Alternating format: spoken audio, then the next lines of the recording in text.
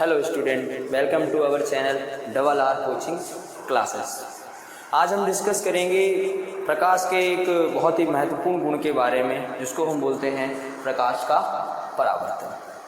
अब प्रकाश के परावर्तन के लिए सबसे पहले तो हमें ये पता होना चाहिए कि प्रकाश है क्या। ठीक है, तो सबसे पहले पढ़ेंगे कि प्रकाश क्या है। ठीक है, तो प्रकाश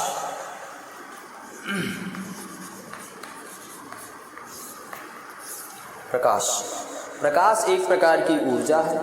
ठीक है, प्रकाश एक प्रकार की ऊर्जा है जिससे हम वस्तुओं को देख सकते हैं।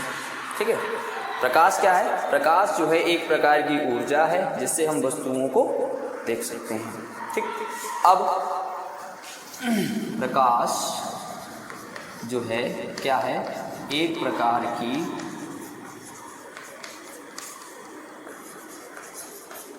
ऊर्जा है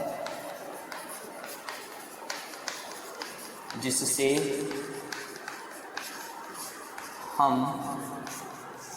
वस्तुओं को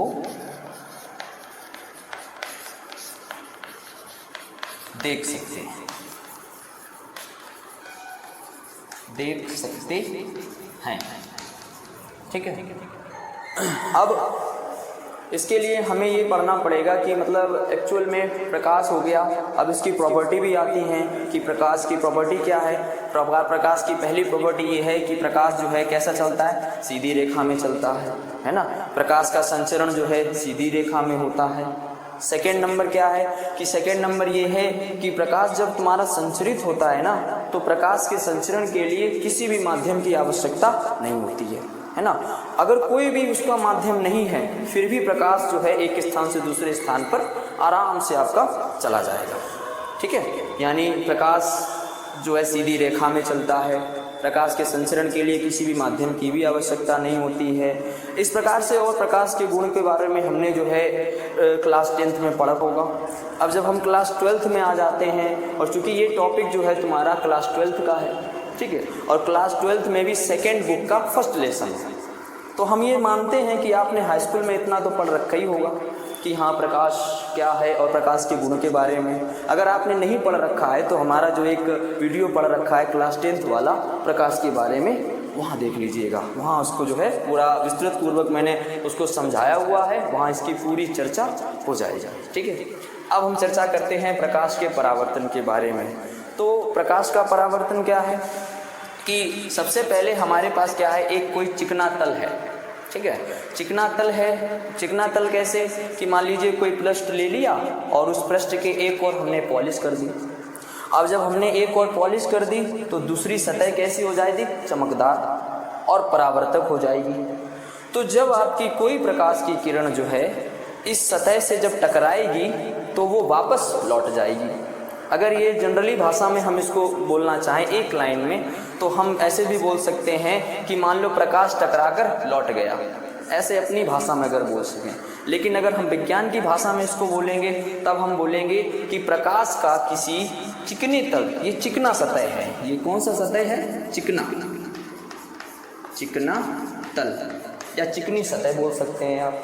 तो प्रकाश का किसी चिकने तल से टकराकर वापस उसी माध्यम में लौटना प्रकाश का परावर्तन कहलाता है। ठीक है, इतनी बात आप अच्छी तरीके से समझ लीजिए। ठीक है, कि प्रकाश का किसी चिकने तल से टकराकर वापस उसी माध्यम में लौटना प्रकाश का परावर्तन कहलाता है। अच्छा, अब इसमें भी कुछ बातें हमें जाननी जरूरी होती हैं। जैसे ये कि मान लीजिए अब ये प्रकाश आपके सामने, ये देखिए चित्र बना हुआ है। अब चित्र बना हुआ है, चित्र में देख लीजिए आप, ये देखिए चिकना तल है और ये क्या आ रही है? ये किरण आ रही है, मतलब किसी स्रोत से, किसी ऊर्जा स्रोत से प्रकाश क्या कर रहा है? आ रहा है। आने के बाद प्रकाश यहाँ आया, टकराकर प्रकाश क्या गया? चला गया दूसरी दिशा में। ठीक है, हमने क्या किया? इस चिकने तल से लंबवत एक रेखा खींची, जिस रेखा को हमने नाम क्या दिया? अभिलंब। एक्चुअल में ये रेखा नहीं है, ये हमने अपनी गणनाओं को करने के लिए काल्पनिक रूप में मानी है। अब चूंकि ये जो है अभिलंब, ये चिकने तल से परपेंडिकुलर है, इसलिए हमने इसका नाम क्या रखा? अभिलंब, क्योंकि कैसी है? ये लंबवत है। अब जो आपकी जो किरण आ रही है, आने वाली किरण को हमने नाम क्या दिया? आपतित किरण। और आपतित किरण जब आपकी सतह से टकराई तो इसका दूसरा स्वरूप हो गया, और दूसरा स्वरूप क्या हो गया? परावर्तित किरण। समझ में आया कि नहीं आया? आई, टकराने के बाद लौट गई, तो लौटने का क्या हो गया? परावर्तित किरण। अब इतना हो गया, ठीक है? समझ आ रहा है कि नहीं आ रहा है ना? हाँ या ना? हाँ हाँ, ठीक है।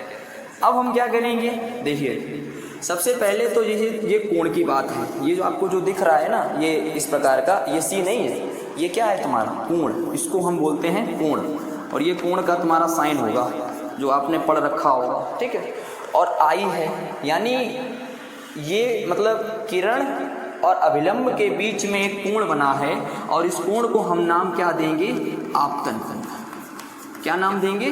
आपतन कोण, ठीक है? और जब आपतन कोण है तो इसको हम आपतन कोण से किससे प्रदर्शित करेंगे? आई से।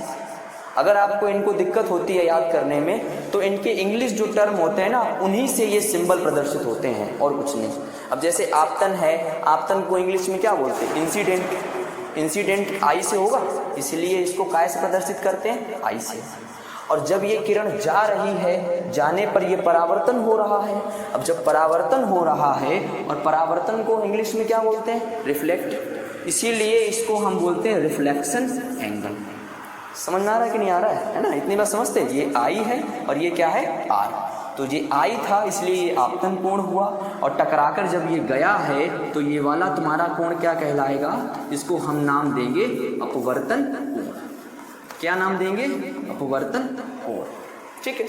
और तुम्हें एक बिंदु दिख रहा होगा, ये वाला, ये दिख रहा है बिंदु, इस बिंदु को हम नाम देते हैं आपतन बिंदु। क्या नाम देते हैं? आपतन बिंदु, ठीक है? अब अगला अध्याय यहीं से जुड़ता है तुम्हारा, कि तुमने देखो प्रकाश के बारे में आपने हाई स्कूल में पढ़ रखा है। यहाँ आए, आपने अभी प्रकाश का परावर्तन पढ़ा। प्रकाश के परावर्तन में ही एक और शामिल होता है जिसको हम बोलते हैं परावर्तन के नियम, और ये खूब आता है बोर्ड में, आप ये समझ लीजिए। परावर्तन के नियम लगभग आप अनसॉल्व उठा के देखिएगा तो हर साल आपको 1 या 2 नंबर में ये क्वेश्चन आपको मिल जाएगा। तो यानी कि बोर्ड के तहत तो इम्पोर्टेंट हुआ ही हुआ। साथ में अगर आपके कंपटीशन जो एग्ज़ाम है वहाँ पर भी इसका काफ़ी महत्व है, तो वहाँ पर भी यूज़ हुआ। यहाँ चर्चा करेंगे परावर्तन के नियम के बारे में। अब परावर्तन के नियम कितने हैं? 2 नियम। पहला नियम क्या है कि आपतित किरण कौमा आपतन बिंदु पर अभिलंब कौमा परावर्तित किरण, है ना? 3 टर्म हमने यहाँ पर बोले आपके पास। एक हमने क्या बोला? हमने बोला आपतित किरण, ठीक है? आप इसमें कंफ्यूज नहीं होइएगा। आपतित किरण, ठीक है, कौमा आपतन बिंदु पर अभिलंब, आपतन बिंदु पर अभिलंब, कामा परावर्तित किरण, परावर्तित किरण। तीनों एक ही तल पर स्थित होते हैं, ठीक है? आपतित किरण ये जो आ रही है, और आपतन बिंदु पर अभिलंब, ये अभिलंब गया है। उसके बाद ये जो परावर्तित किरण है, तीनों एक ही बिंदु पर स्थित हो रहे हैं, है ना? तीनों किस पर स्थित हो रहे हैं? एक ही बिंदु पर। तो ये हो गया तुम्हारा परावर्तन का प्रथम नियम। परावर्तित किरण तीनों एक ही बिंदु पर स्थित होते हैं, ठीक है? ये हो गया पहला। दूसरा क्या हो गया आपका? दूसरा बहुत ही सिंपल है, बहुत ही साधारण है। कैसे? देखिए, दूसरा है कि इस आपतन कोण का मान सदैव परावर्तन, ठीक है? तो ये है आपतन कोण, और ये यहाँ पर होना चाहिए परावर्तन। सॉरी, यहाँ पर क्या करिए? अपवर्तन नहीं, एक्चुअल में मुझे अपवर्तन जाना ध्यान आ गया, तो यहाँ पर रखिए आप परावर्तन, ठीक है? तो अब सही है तुम्हारा, ठीक है?